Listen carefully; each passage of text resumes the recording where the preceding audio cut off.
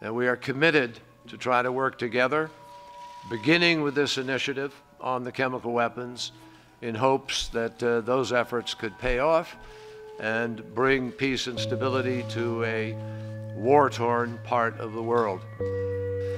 And I think we would both agree that we had constructive conversations regarding that, but those conversations are continuing, and both of us want to get back to them now. We're here basically to discuss the issue of chemical weapons in Syria, now that the Assad government joined the Chemical Weapons Convention.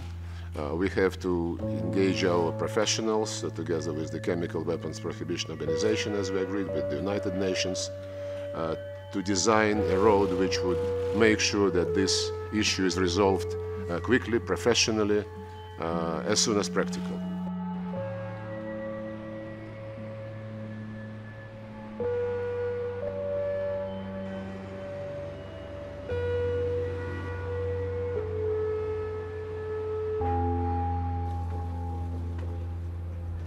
The Assad regime has fallen behind in complying with its international obligations to remove chemical agents and precursor chemicals from its soil. The Secretary General himself has affirmed that new equipment is not needed and that the Assad regime has the capability of eliminating the weapons stockpile. To make it to the 30th of June, you have to work your way back.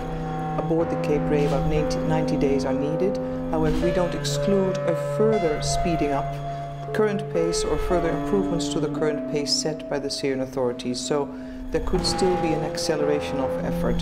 We have information, reliable information, of the use of chlorine chemical weapons in the Aleppo area, Maqsoud area, as of April of this year. And we are now also looking into the reports of use of chemical weapons in the August period. The leadership of the mechanism disgraced itself with its fictitious investigation into an episode of sarin use in Han Chehun, signed its name on baseless accusations against Syria. We had treated for chlorine, but the symptoms of chlorine are different to the symptoms we saw. They were very severe, and it was the first time we had dealt with them. The hospital wasn't prepared. We didn't have the equipment or the kits of the medical teams to protect themselves, and the teams were not prepared. The International Chemical Weapons Watchdog says the nerve agent sarin was used in the town of Khan Shaykhun, where up to 100 people died. One of the trainers has worked in conflict zones for more than 2 decades. He says Syria is the toughest.